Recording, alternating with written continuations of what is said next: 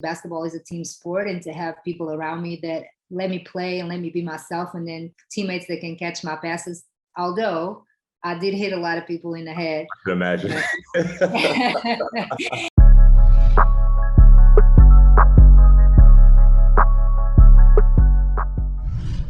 What's up, everybody? Welcome to another episode of the Players Podcast presented by the EuroLeague Players Association. I am your host, Kyle Hines. Today, we have a very special guest, a legend, a pioneer. I want to say of not just women's basketball, but all basketball. Her accolades and her resume is a long list, I guess you can say. I mean, we could spend all day kind of, just breaking down that. But I mean, she is a WNBA champion, member of all the WNBA all-time anniversary teams, inducted into the Women's Basketball Hall of Fame. Her European resume may be even more greater than her WNBA resume. She's won championships in Poland and France and Russia and Czech Republic. Won the Euro Cup championship and won the Women's EuroLeague Championship, and that is the legendary Ticha Penicheiro. Ticha, thank you very much for joining us. Thanks for having me, Kyle. And oh my God, I'm blushing after all of that. I mean, you accomplished this, so. Yeah, I mean, sometimes you don't realize it until people kind of say it out loud. I always played to be the best player that I could be. I didn't necessarily knew what they meant, but I just wanted to look back and have no regrets in my career. And now sitting here, talking to you, I definitely can say that I did everything and then some more than that I could ever imagine. So. Definitely. I mean, your journey, your story, your career, both on and off the basketball court is definitely inspirational to a lot of people. And like I said, I really appreciate you, taking the time. I mean, I'm a big fan of yours on many levels for many of the things that you accomplish and the many things that you do and continue to do, in your life in general. Yeah, thank you. Now, I want to take it back all the way to the beginning. I listen to a lot of interviews and a lot of different things that you do, and you always speak to kids and you tell them to dream big. Now, I wonder, when you were growing up in Portugal, what were your first dreams and what were your first aspirations? Yeah, so growing up in Portugal, for those that don't know, it's definitely a soccer country and a men's soccer country, women's basketball. And we're talking about back in the early 80s, there's no internet, there's nothing. So all I can think about is playing basketball. I fell in love with the game at the age of 5, 6, because I have an older brother that also played, and my dad played and then coached. So it was love at first sight. I was also very lucky because I had a playground right across the street from my house where I spent most of my days. And my dream was actually to come to the States. At a very young age, I knew that this was the place where I could get better, where I could, grow as a player and also as a woman. So that was my first big dream, is to kind of fly away from my country, from my comfort zone, and try to come this way and see what basketball would be all about. And I'm glad that I did. It was the best decision of my life, and it completely changed, my life and also my career. Now I want to rewind a little bit. You said that, that your dad was a coach and your brother was a player. Now, when you first wanted to play basketball, following them and following their footsteps, what was their reaction? Like you said, because you come from Portugal, where it's a mainly a soccer, football country. And, at the time, women's basketball isn't necessarily popular at the time, not like it is today. So what was their reaction? Well, they were supportive, and that's number one. I was kind of a pain in the butt. I was always following my brother. He was trying to, talk to girls, and then here I am, trying to glued to his hip because I was trying to play with him and go to the playground. Most of the times, I was the only girl amongst a bunch of boys, and in the beginning, I obviously didn't think I could play, and I was very skinny and younger than everybody, so they were even scared that I would play because they were scared that I was going to get hurt. But my family support was, I mean, obviously one of the main reasons why I had the confidence to leave and to really follow my dreams. And my brother was my number one fan and my protector. And because of him, I know that I actually followed my dream of coming to the States. He had that dream and he never ended up coming, but then he kind of passed it on to me and I was able to, to come this way. But, a lot of stereotypes, girls can play, what you doing here, go home and play with the dolls, all that stuff. But slowly they actually were like, oh, she's not that bad. And I was slowly starting to get accepted and I was able to play with the boys. And I think that also changed a little bit of the way that I played. The boys are, stronger, more athletic, faster. And that's why I kind of developed my passing skills because I didn't want to get my shot blocked. That makes sense. That makes a lot of sense. Yeah. That makes a lot of sense. That were you ever deterred about, going to the playground, every day? I guess, people stereotyping you or maybe not picking you. Were you ever just like deterred and like, maybe it's like, I'm just going to do something different, or just like you said, where that kind of like confidence, at such a young age, because, most young girls or young people at all just don't have that type of confidence to kind of continue on. Yeah, I kind of just waited my turn. I remember them playing 5-on-5, and every time they would go down the court, I would go and shoot in the basket, and then they would come and I would run away because they were going faster. But I would dribble, I would sit down and watch them play and dribble between my legs. So I always had a basketball with me. And, so it is true. Sometimes you get turned down and you start getting upset, and I could have just grabbed my ball and went home.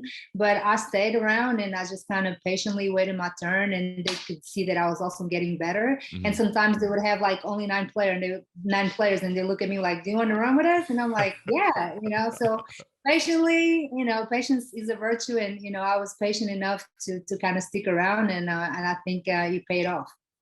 Now, besides your brother and besides your dad, who were your early basketball influences? Now, we're talking 1994. I mean, even younger than that, in the early, late 90s. Yeah, there wasn't YouTube, there wasn't NBA streaming, there wasn't, I mean, even in Portugal doesn't have necessarily the top flight, European leagues. Right. So who were and what were your early basketball influences? So growing up, I only had 2 channels, right? And every Sunday at 3 p.m., they would show an NBA game like tape delayed. So every Sunday I would be on my couch with my brother and my dad watching the NBA game, the game of the week, whatever that game was. And like you mentioned, there's no internet, so I don't have YouTube. I cannot research anything. So all I can see is what I see on TV every Sunday, as far as the NBA. So Magic, obviously, and then Michael Jordan were my favorite players. Magic also because he was a point guard and he was obviously an amazing passer. So, but those were my idols growing up. And it's sad to say, but I didn't really have any women that I idolized, especially on the basketball court, because we didn't have access to that. So, Magic and Jordan were definitely my guys. Now, you decided to go to America. Like you said, that was your dream. In 94, you wanted to, you committed to go to Old Dominion University. Now, my question is, how did that process even start? How did Old Dominion find you? And, were there other options? Were there other choices? And, and how did your parents, because like I said, I went to school, I was born in New Jersey, and I went to school in North Carolina. My mom was like, you're not going anywhere. Like, you're going to school down the street. So I can't imagine at such a young age, especially, what were your parents thinking, when you said to leave? How I ended up at Old Dominion is actually a really cute story that a lot of people don't know about. Remember, like, I cannot do any research. I know I want to come to the States, but I really don't know how to go about it, right? So I was 16 and I was playing with the national team, with the Portuguese national team, and we were competing in the Division I league in Portugal. So I'm playing against this team and they had an American player. And she comes up to me after the game and I'm like, hey, you're pretty talented, like you should go to the States. And I said, I want to, I just don't know how. And she was like, give me your number. So at this time I'm like giving them my parents' home number, the rotary phone. So I gave her my number, and a couple of years later she became the assistant coach at Old Dominion. So she remembered me, and she told the head coach, hey, you have to go to Portugal to see this girl play. So she calls me, and my mom answers the phone, and she actually kind of learned how to speak Portuguese. She was like super smart. She went to Dartmouth and she spoke Chinese and all this crazy stuff. So she's like, may I speak to Ticha? And my mom was like, hey, somebody with an accent is like asking about you. So I answered the phone and she was like, I don't know if you remember me. I'm Allison Green. I play for Amadora. And I'm like, yeah, I remember. She was like, well, I'm coach now at Old Dominion and we want to recruit you. I was like, what?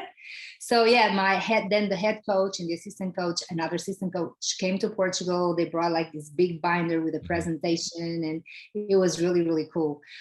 So it was, I don't know, perfect timing. Again, I can do any research on Old Dominion. I have no idea they are Division 1, 2, 3. There's no Wikipedia, there's no Google, there's nothing. nothing. So I'm like, okay, well, they want me, I'm going. So I came on a visit actually. So they paid for me to come on a visit and they showed me around. They took me to Virginia Beach.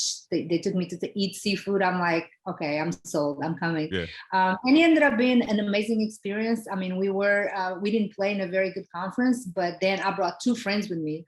And we were like one of the best teams in the country for like 3 years. So it worked out perfectly. Again, the timing of everything, a little bit of luck that you have to have sometimes.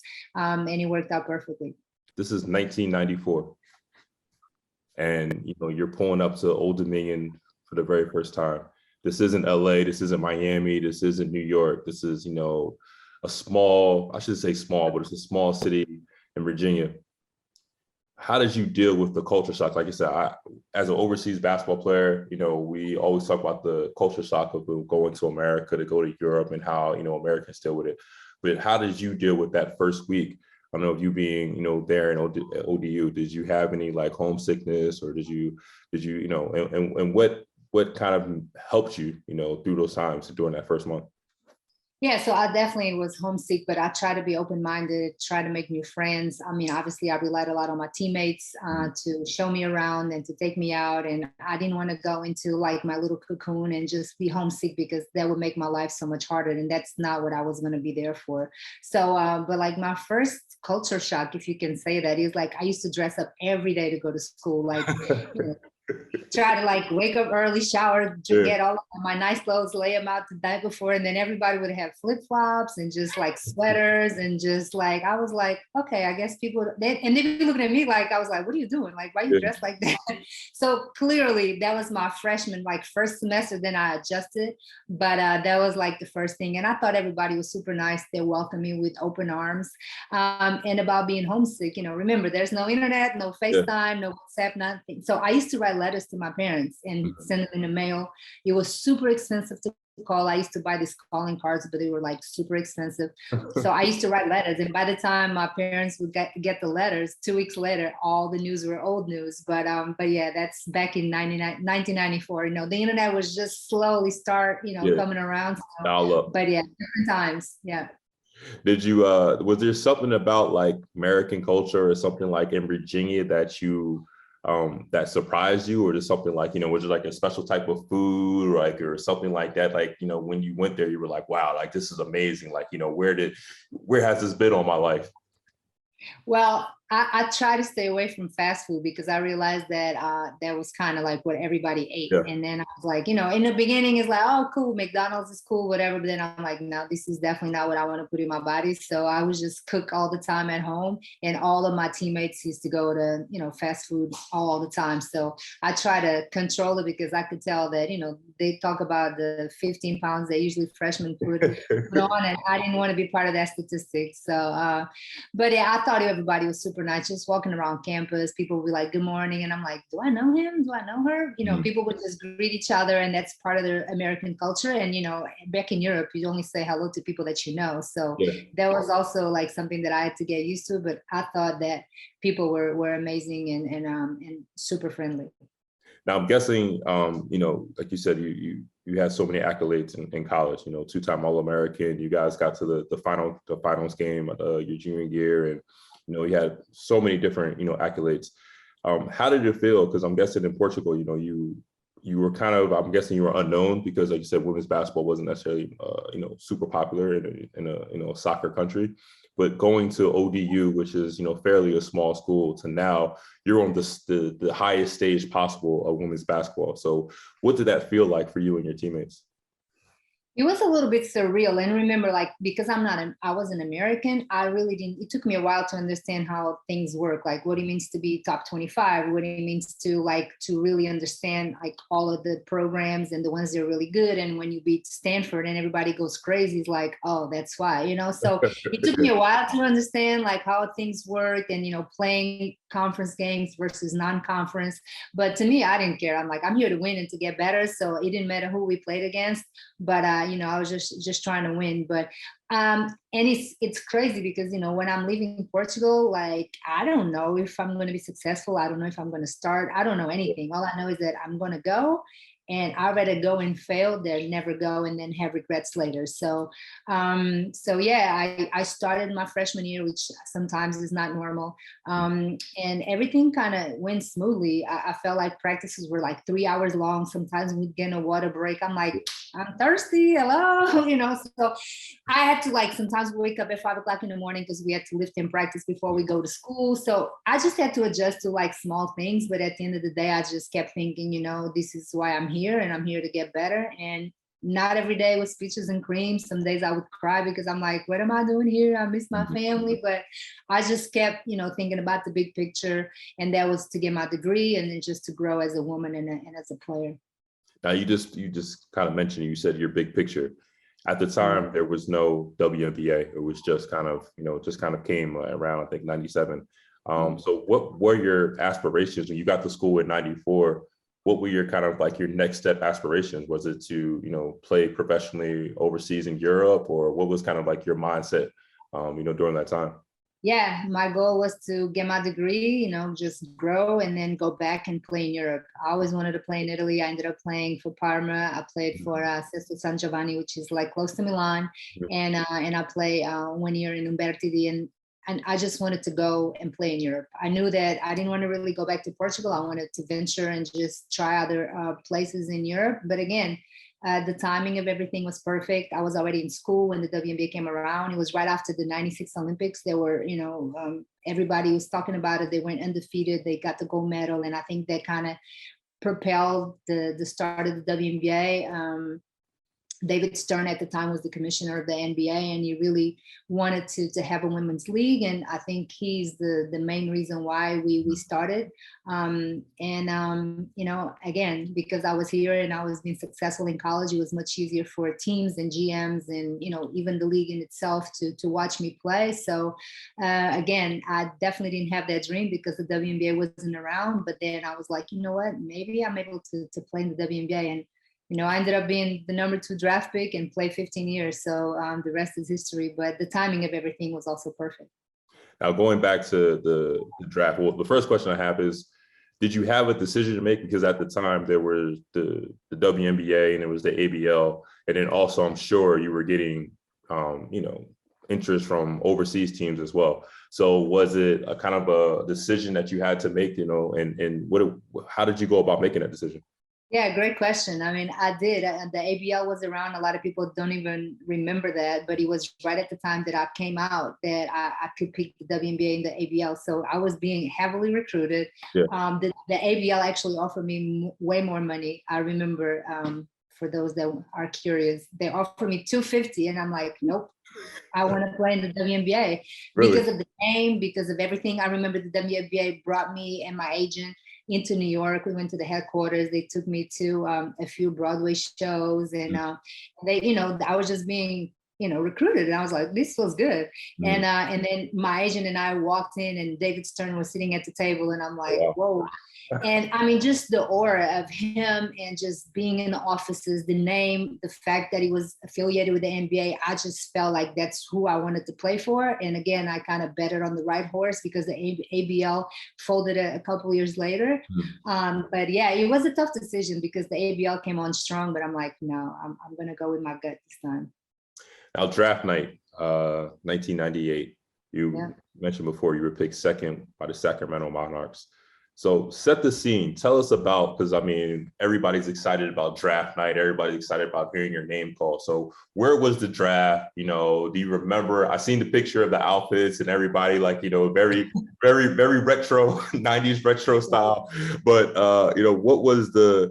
what what was kind of that scene and that atmosphere like? You know, were you there with your family? Like, just kind of, tell us a little bit about that whole experience. Yeah, so it was, this is like only the second time that we having a draft, because the first one was in 1997. So it was in New Jersey, in the in Secaucus, where the NBA has their offices, and it was like fake live. So actually, when they said my name that I was going to go to Sacramento, I already knew, and I remember them saying, when they say your name, make sure you act surprised. But I already knew, because it was like tape delay or something. I can't remember exactly. So by the time the Sacramento came around, and it's actually also like a really cool story. The Utah Stars had the first pick, and the coach and the GM at the time flew to Old Dominion, and they said, "Hey, we're gonna take you with the number 1 pick." And I'm like, I want to go to Utah. I was like, so I'm like thinking that, right? And they're like, no, I'm going to take you with the number 1 pick. I actually wanted to fall to 3rd because the Mystics had the number 3 pick, and it was closer to Norfolk. And I didn't want to go to the West Coast. I didn't know anybody. It's almost like start over again. So if I stayed on the East Coast, I could, stay close to my school, my new friends, blah, blah, blah. So Utah told me, we're going to take you number 1 pick. And I'm like, okay, cool. And then pre-draft camp, they used to have this pre-draft camp in Chicago, and this girl from Poland that I knew because I used to play against her with the national team, she was same year as me. She was 7'2", and everybody thought it was like a typo, So, but she was really 7'2", and she was really good. So she ended up being the number 1 pick because Utah took her as the number 1, and then I ended up going to Sacramento with the number 2 pick. So when you get to Sacramento, I'm sure this had to be a whole nother culture shift. Being in Virginia, now all of a sudden you're on the West Coast. So you get there. What was life like in Sacramento? And then was it a difficult adjustment? Was it a whole nother adjustment for you? Yeah, it was. I mean, completely. And I remember coming on the plane, and I'm just looking around, and all I see is cornfields. I'm like, what is this? Like, and then I remember landing, and they had like a limo waiting for me. They took me to the gym. There was like a media, we had a media press, like everybody was just asking me questions, and then training camp started right away.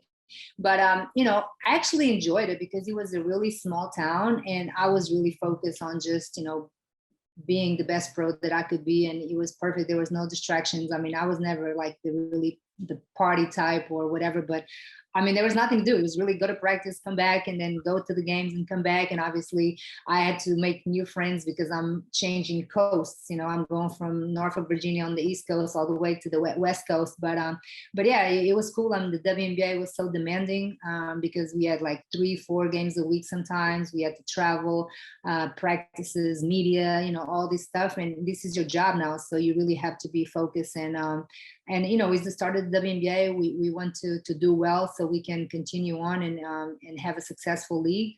So it was a good thing for me, and I loved Sacramento. And when the team folded back in 2009, I was actually heartbroken. That happened.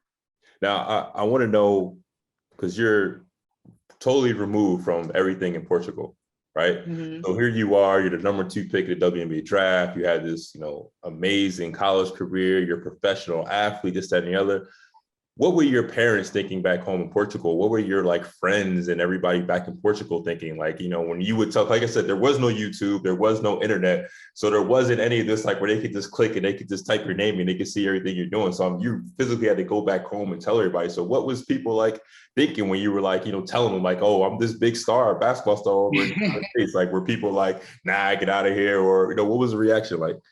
Yeah, the Portuguese media was great. I mean, it's you always had to compete with soccer, to get some type of, just paper cover or to be on the news or whatever. But when I became the number 2 pick, I mean, the whole Portuguese media was amazing. The whole country, I felt the love.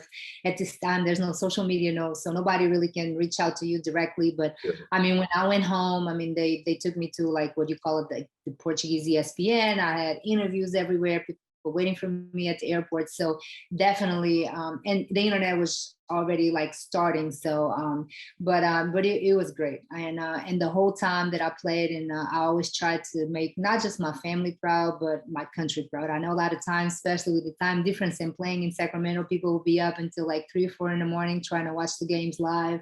So I always played with Portugal on my heart, and just try to do what I could to make everybody proud.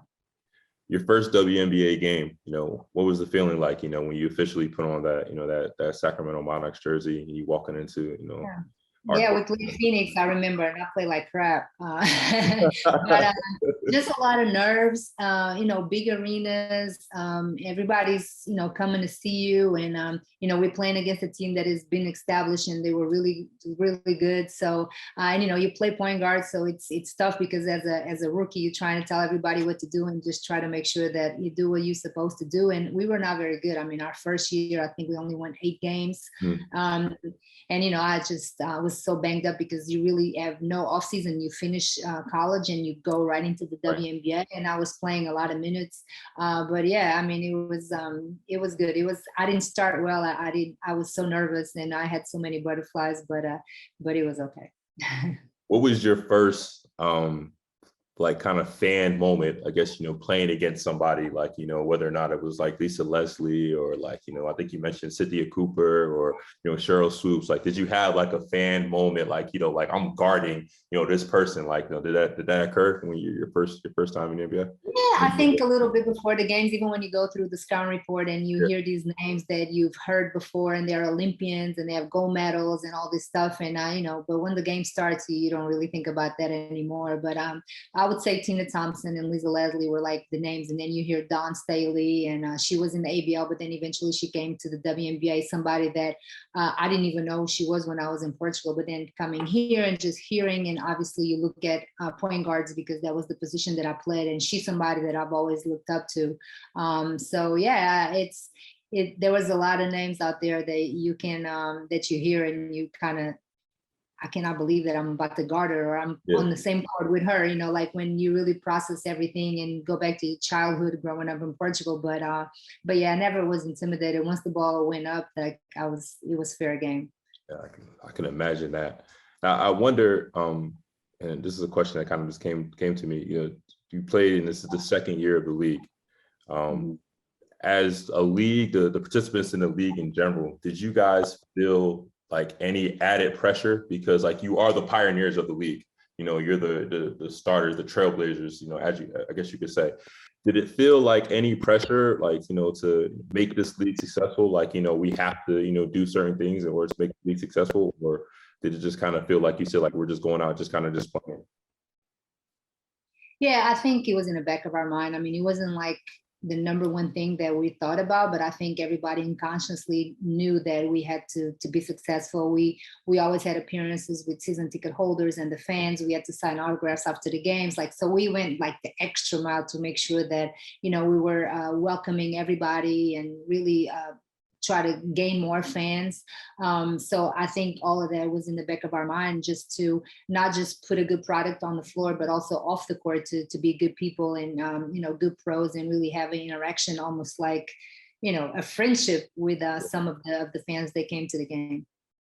Now, Sacramento fans, you were there during kind of at like the peak of, the Sacramento, fanfare, I guess you could say, with the Kings and with you as well, the Arco Arena with the cowbells and the arena going crazy.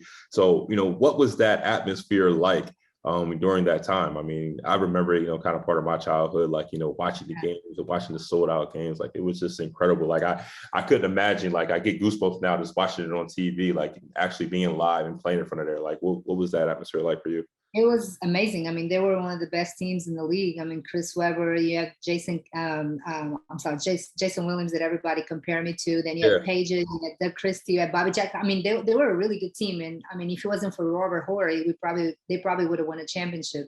Game 6 back in LA, Vlade like tips the ball trying to get the rebounding. He passes it like an assist to Robert Horry on top of the key. They would have won that game, and then they could have gone into the finals to play the Nets. And I think they could have won a championship, but the atmosphere was insane. I mean, you couldn't hear people. Like, I mean, it was so loud in there, and yeah, the cowbells. And I remember them going behind Phil Jackson, and he couldn't really hear anything. It was so loud in there. I mean, at the time it was kind of a big arena, but it only was like 17,000 people. So it was from the jump, until the end. It was like ridiculously loud in there.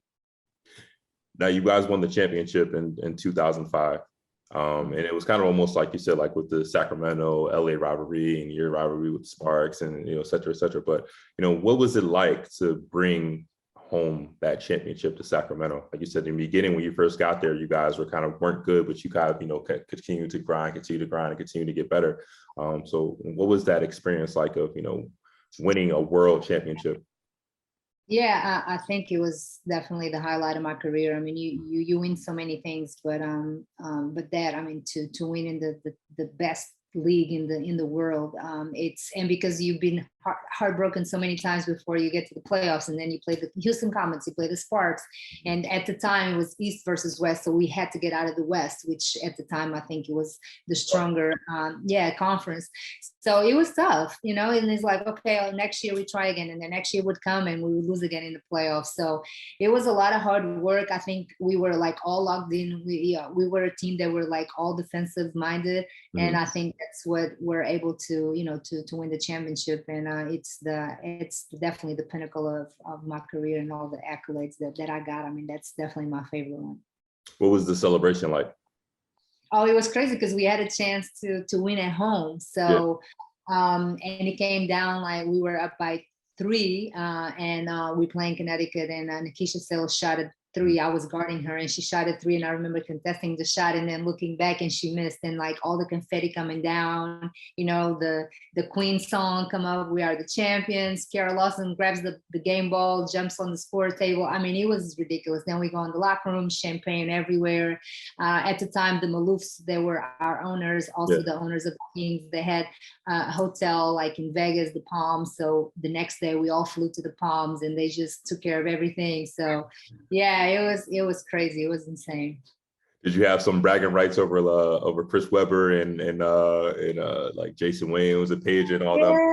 I think they were happy for us. And then when you see like how the city just got behind us, then we had a parade, it was so cool. And I mean, I really wanted that for them, because when you win, and they were like our brothers, we used to go to each other's games and support each other.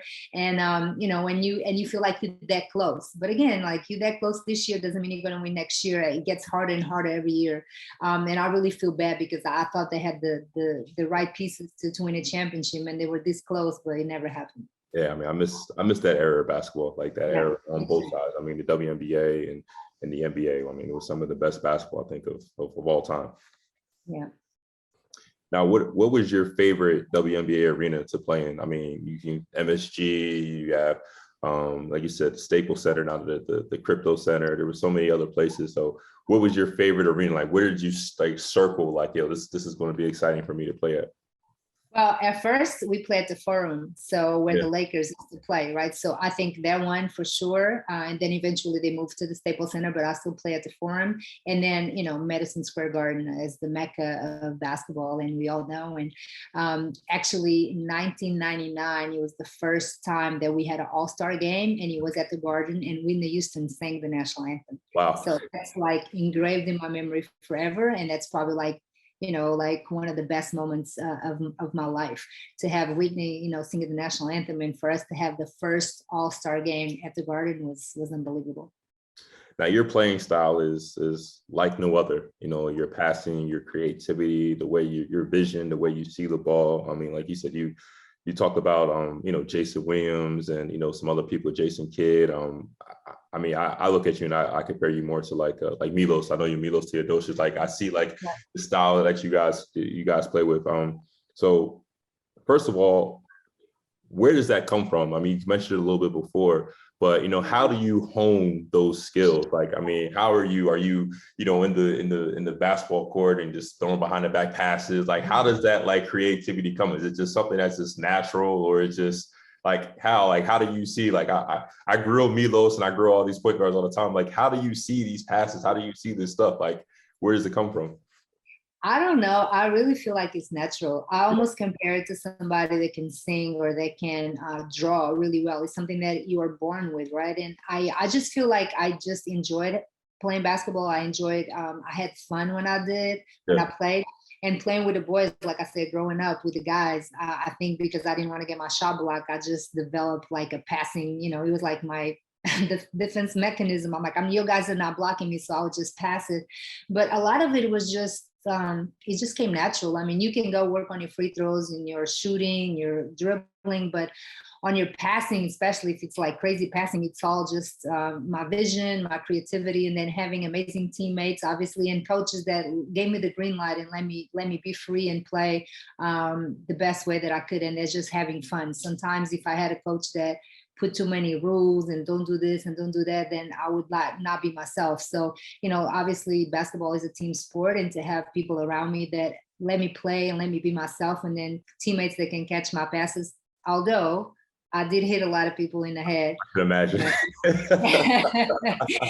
And I have issued my apologies to them. It was mostly practices, but then he's like, KYP, know your personnel. With her, maybe, you don't throw it behind the back or no look. But yeah, I just had fun. Yeah, I just had fun playing, and and it was great. Did you ever, I'm sure you have, but did you ever have passes or highlights that like shocked you? And what would you say was the top pass or top assist of your career? So, I mean, there's a few, and then like if you go on YouTube or whatever and you see my top passes, like the first one is actually to Candace Parker when you play in LA, and I actually don't know what I did in the game, and then I had to watch it again, and I'm like, what did I do? Oh, okay, so sometimes it would just happen, and it goes so fast, and I wasn't really sure what I did, and then when I watched the replay, I was like, oh, okay, that's what I did. Yeah. I can. It's almost like an out of body experience, I guess you could say like that. Yeah, because it goes by so fast, and you just see somebody open and you try to give them the ball, and sometimes the best way is a no look or bounce pass or spin move or whatever. Like, and I always put a little extra mustard and ketchup on the hot dog for sure. So I love that. I love that.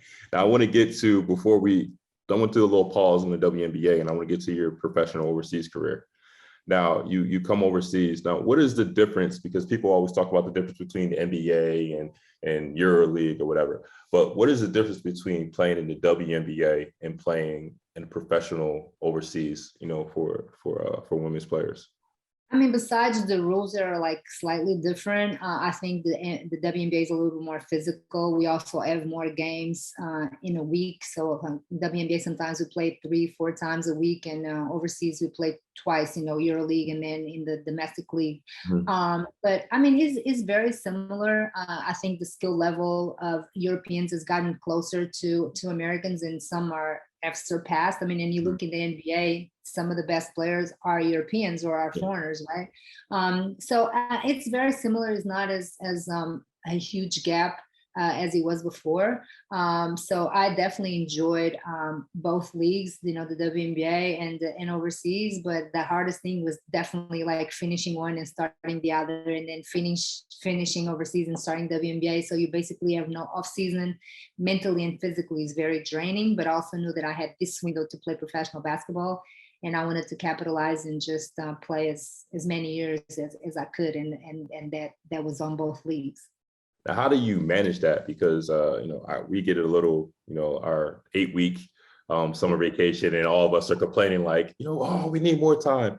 But like you said, you go from one season and you go directly to another. Now, how do you manage that? Like, how do you manage, as far as like your body, your nutrition, and then also just relationships with people, because you're all over the place. And I know it's short. It's like you meet one person and you meet another teammate, and you're going here, you live in one apartment, then you're going to the next apartment. And so how do you kind of manage that? And how did you deal with that? I think a lot of mental strength, knowing that this is what I wanted to do, and try not to complain, and just really have a blessed mentality and thankful mentality, because it's so easy sometimes when you start complaining about stuff and it's like a snowball effect, and all of a sudden you just turn into this big complainer and crier and whiner. And I didn't want to do that. I knew that this is what I chose to do, and I wanted to do it to the best of my abilities. And it is true, you make a lot of personal sacrifices, being away from family, always hopping around. It's tough to have a relationship because you always like on the go. Mhm. So all those things, looking back, I probably would have done the same thing. I don't have many regrets in the way that I've taken my steps, because I knew that I cannot do this when I'm 50 or 45 or 40. This is the time to do it.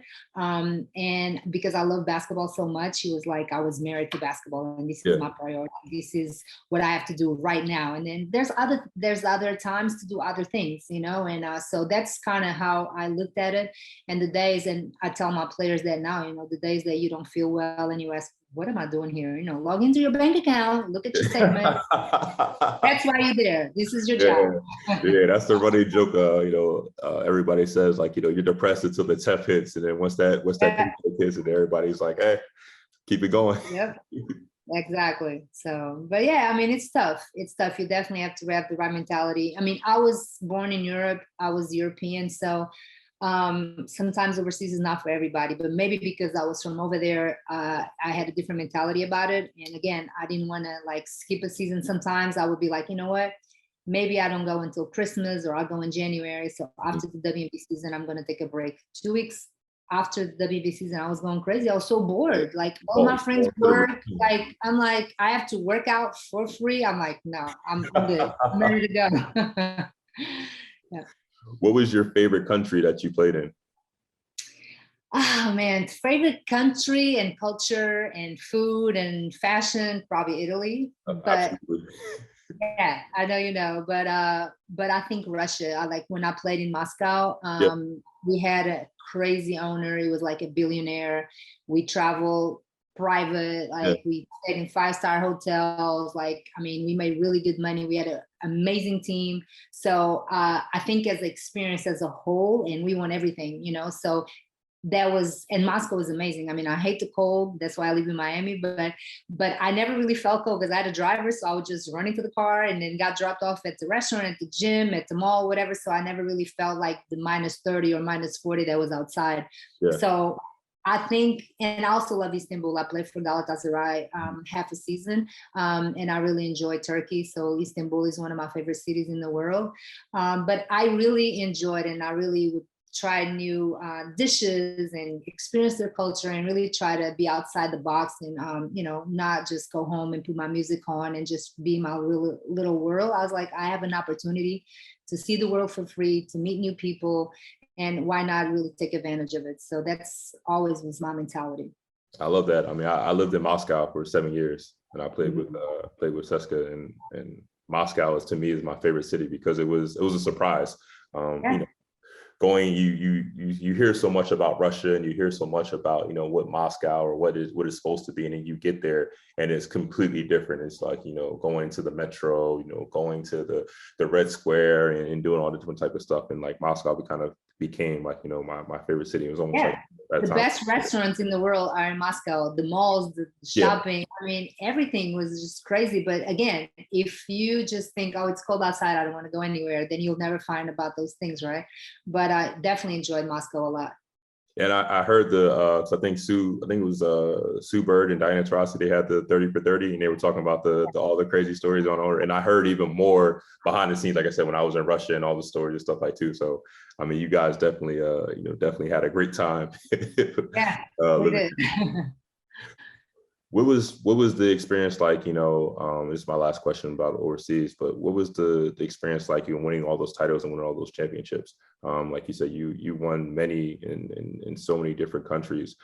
So how would you compare that to the feeling of winning in the WNBA?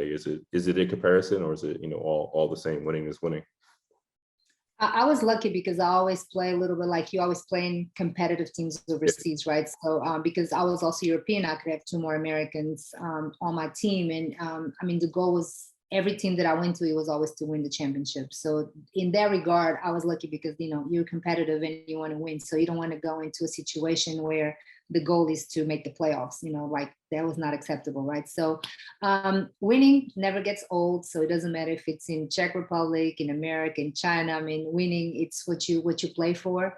And I mean, winning the WNBA championship, I think, is the hardest, just because the league it's gotten more and more competitive. There's more parity in women's basketball. You can see it in college, and now you can see it in the WNBA. When the league starts, you really don't know who's going to win. I mean, Chicago won last year, and they were a 500 team, A 500 you team. know, so yeah, so it's really up in the air. But the WNBA is the hardest championship to win for sure. Now we want to jump forward to your new career. Mhm. You're a sports agent, you know, representing, you know, WNBA players. So first of all, I don't know what that was, but first of all, what made you want to get into the sports agency business? You know, there's, I guess even previously before, there weren't a lot of former players that were sports agents. A lot of times it was, you know, a lawyer or, you know, somebody or a friend of somebody else, or, you know, some other individual. Everybody always thinks of the Jerry Maguires, you know, those are always kind of like the prototypical kind of sports agent. So what made you want to become a sports agent rather than getting into coaching or front office or something else? I felt like being a point guard. I kind of coach all my life. So I was like, I don't want to do this anymore. And I kind of wanted to step away from being on the court. And to be honest with you, I was like, I know that I want to stay involved with the game. It's my first love, is what I love to do. So I cannot like walk away, and I want to pay it forward and be able to do something so women's basketball continues to grow. But then the second thing was like, I want some type of freedom. Yeah. And being an Asian gives me that. I can really be anywhere as long as I have my phone and my computer. I can do my job from anywhere in the world, and have a little bit of freedom. You know, my parents are getting older; they still live in Portugal, so it's important to me to be able to go there when I want to and spend as much time there as possible. I left home when I was 16, so they miss so much of, you know, my life, and vice versa. So to me now, there's other things that are important. You know, I want to live to work. You know, like I want to work to live. I don't want to like spend all my life. And being a coach, you watch so much film, and you have to like, you know, it's crazy. Like you have no life, like literally. So I was like, I knew I didn't want to coach. And at the time, there wasn't too many women representing women that definitely play the games. So I just felt like I could, you know, give back and not just be an agent, but also a mentor and help, you know, these young women transition from college to the pros, give advice by experience. I literally have been in their shoes, so it's easier for me. And, you know, I do love my job. It's been good to me. It's a little bit cutthroat, you know, and sometimes, you know, people associate agents with being, you know, bad people and liars and all of that. And I'm like, I'm not, you know, I'm honest. I'm very, you know, transparent. And the day that I even think about doing anything like that, I'll just walk away, because that's not for me. So. How long did it take you to feel comfortable in this new profession, this new role? You know, like you said, you've been playing all your life. You've been on the other side all your life. So, you know, how long did it take for you to not get out of the routine, I guess you can say, to, you know, like you said, want to just be, you know, live a normal, you know, almost a normal lifestyle? Yeah, it was a smooth transition. So I retired in 2012. In September was my last game, and then I became an agent in 2013. I already knew, so I was getting ready. Like my last year, I was getting ready to, you know, be FIBA certified and then WNBA certified. So I took all the necessary steps. By the time I finished, you know, I didn't want to have this thing like, okay, what do I do now? A lot of people go into this big question mark. Okay, I finished playing. What do I do now? And a lot of people go into coaching because I feel like that's the easy thing to do, but I don't necessarily know if it's their passion. So I wanted to do something that I was passionate about. And I didn't know if I was going to like it or not. Obviously, I've dealt with amazing clients and amazing players that have made my job easier. But yeah, it was a smooth transition. Obviously, I've gotten better, just like anything in life. But the thing to me is like, I'm not like super aggressive, and I'm not giving you all these lies and promises and blah, blah, blah. Like, this is me. This is our agency. We would love to represent you. I think we can do this, this, and this for you. So hopefully you can come. But I don't really be kissing butt and all that. Like, that's not me. I'm gonna be true to who I am, and hopefully that's enough to sign the players that are meant to sign with me. How was your first client recruitment meeting, and who was your first client that you signed? Yeah, so I signed Leisure Clarendon. She's still playing in the WNBA. She played for Cal Berkeley, and they went to the Final Four that year. So yeah, it was easy. I mean, just talking to her, talking to the family, and I think, you know, sometimes the people can sense. I never thought my name was going to be enough to sign players. So, Yeah. but I think once I start talking to them and talking to the parents and the family, I think a lot of them enjoy the fact that I've done that and I know what it takes to be a successful basketball player, especially with overseas aspect to it as well. And some parents actually feel very comfortable with that, and I feel like they sense my transparency, and that's something that I've gotten a lot of compliments on, just how transparent I am, and just trying to keep it 100, like they say these days, right?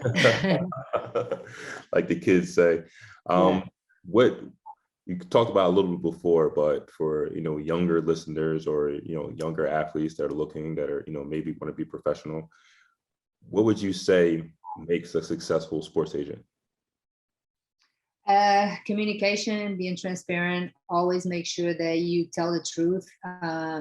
Always make sure that you put your client first. It's not about you. It's not about how much money you can make. It's about their needs and what it's appropriate for them, especially overseas. For instance, I'm not going to push you to go to Russia because I get a better commission. Sure. I know that you hate the cold and you're not going to be successful there. So my job is to bring you option A, B, C, D. Also getting to know you. The better I get to know you, the better I get to know you as a person and your needs and goals and all that stuff, the better job I can do. But definitely communication and being transparent and having somebody's back. I think that's important. Would you like to see, more women representing other women in the space? When I first started, there weren't many, but I think now it's growing. So there are some other female agents out there. We even have a female agent in the NFL and a few in the NBA. So I love to, it's not about if you were female or male, it's about your skill level, about your knowledge, about your passion. And I think, I think it's great. And I love that, especially in the NFL, which is like such a strong, sport. And, and for those guys to pick a woman, to represent them, I love it. Absolutely. Do you see yourself making I shouldn't say crossover, making a transition to maybe representing NBA players? I don't think so. I think I'm going to stay in this lane. I like it. It's definitely women's basketball is my passion, and the men's side is like a completely different world, So I think for now, I'll never say never, but for now, I like where I am, and I'm going to do it the best job that I can. But in 5 years or something like that, maybe I want another challenge, and maybe I will go down that lane. You actually you represent my cousin, Myisha Hinesap Allen. Yeah. She's in Bologna this year. Yeah, she's a free agent, so she's been busy. I just texted her this morning. Yeah. She deserves it, man. She's great. Exactly. I said, take this as an ego booster if you want to, like all these teams want to talk to you because everything that you've done up to now, and this is your first time being a free agent. So don't freak out. This is a good thing. So enjoy it. Just talk to teams, and then we're going to figure out what's the best situation for you. That's love. And I'm hoping the best for her. Yeah, for sure. Now I have a couple last kind of like quick shot questions. The first question that I have is, how would you summarize and how do you feel about the current state of women's basketball? I think it's definitely, compared to when I started, I think you have taken a lot of steps forward. Sometimes it's baby steps, but even with the WNBA, the last CBA that the players signed with the union and the league has gotten, much better as far as salaries and as far as other things that were in need, like a woman gets pregnant and then she can get cut, so there's a lot of things that have changed. But there's still so much more room to grow. I never compare the NBA to the WNBA. I don't think it's a fair comparison, especially when it comes to salaries. Sure. The WNBA, it's 25 years old. The NBA is 75 years old. Yeah. So sometimes it's a lot of people like that comparison. I think it's apples and oranges, and I don't compare it. But you look at women's basketball in college, how the parity is like every year a different team has won a championship. It's not UConn anymore. Sure. So it's good to see. I think it's growing. I think little girls now can dream about the WNBA, and they know it's real. It's here to stay, and they can start, getting their shooting coaches and their PTs and all that stuff, preparing to be in the WNBA. It's a dream that can become a reality. So I'm very pleased with the way that we're going. I mean, there's a lot of good players out there in high school and in college, and now with social media too. You know, you can advertise yourself, and you have a better understanding of what's coming. You know, the new wave of players, and there's a lot of good players out there. Some of them generational players that will have a big impact, not just with their schools, but also in the WNBA eventually. Absolutely. I mean, I just the talent. I mean, I think you can see the talent. I mean, you look at, you know, the players in high school and middle school and, you know, different things. And like you said, with social media, you know, there's girls in high school now that are dunking and, you know, doing all this different type of stuff and making, you know, moves. And it's incredible. It's incredible to watch. Like I'm a absolute big fan of, you know, watching it, and hopefully that the game continues to grow. Like I'm a big advocate of that. Good. Now you're on the fast break, right? Mm-hmm. And you have to throw a no-look pass. It's a 2-on-1 fast break. Who is the one person in the history of all basketball that you would want to throw a no-look pass with a 2-on-1 fast break to?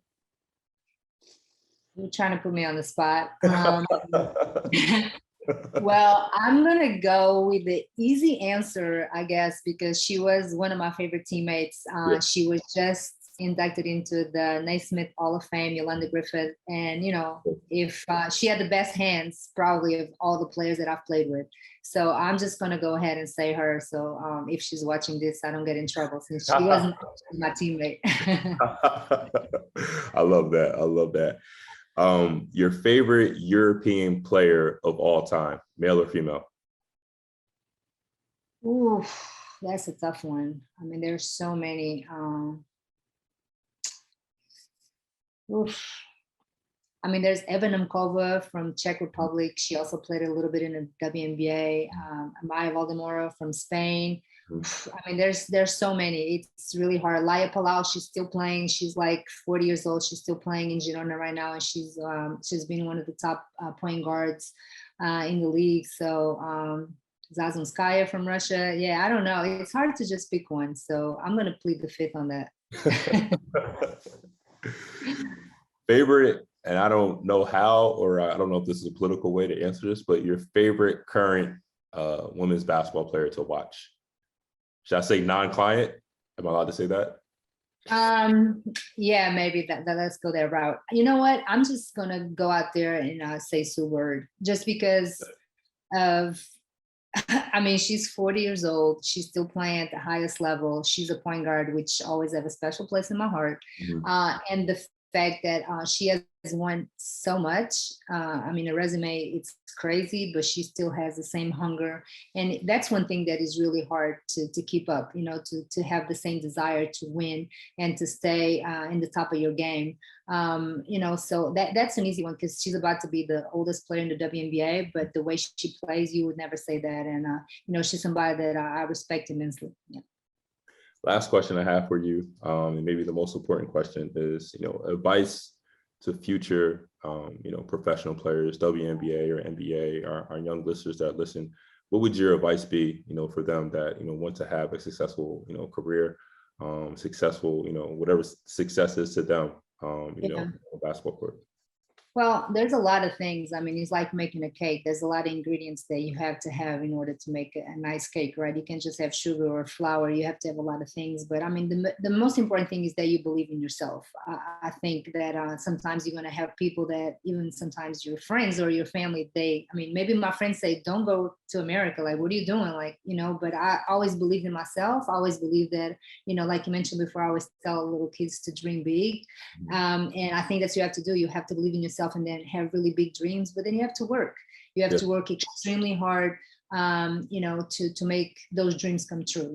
Nothing is gonna fall from the sky. You really have to put in the work in order to go to where you want to go, and you have to make a lot of sacrifices. I think these days there's so many distractions, you know, with social media and like video games and this and that and the other. And I was so focused. I knew exactly what I wanted to do and where I wanted to be, and nobody was gonna, you know, defer me from being able to get there.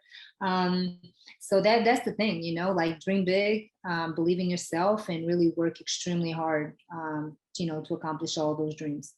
Oh, I mean, that's important advice. So I thank you so much. I personally thank you so much. I mean, you've been, you know, as somebody that's been a fan of all basketball, it's been really great to have this conversation with you.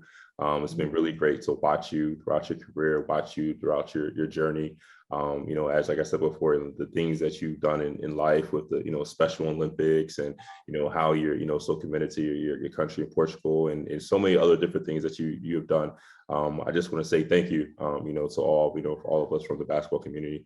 You continue to be an inspiration, and, you know, thank you for taking the time. Like I said, I know you have a busy schedule. Like you said, free agency is looming, and you have, you know, a lot of clients and different things going on, and you're in Miami, so I'm sure you'd rather, you know, be, you know, on the beach or doing something else. So yeah, I actually going to the Heat game tonight because I have a friend of mine that's working for Portland. So I was like, you know, I actually don't like going to the games. I'd much rather stay home, and but once in a while I don't mind. And she's just got the position with the Portland Trail Blazers, so she's in town. So I said, okay, I'm gonna come and support you. But yeah, so no, thank you for real. I mean, it's good to see a guy like you that has been so accomplished on the men's side, but to be so respectful of the women's game, and to have me as a guest. I'm always here to speak, you know, basketball, to talk basketball, and to talk about women's basketball. So thank you for the invitation. I had a blast, and anytime you need anything from me, you already know, you can just ask me. So thank you very much.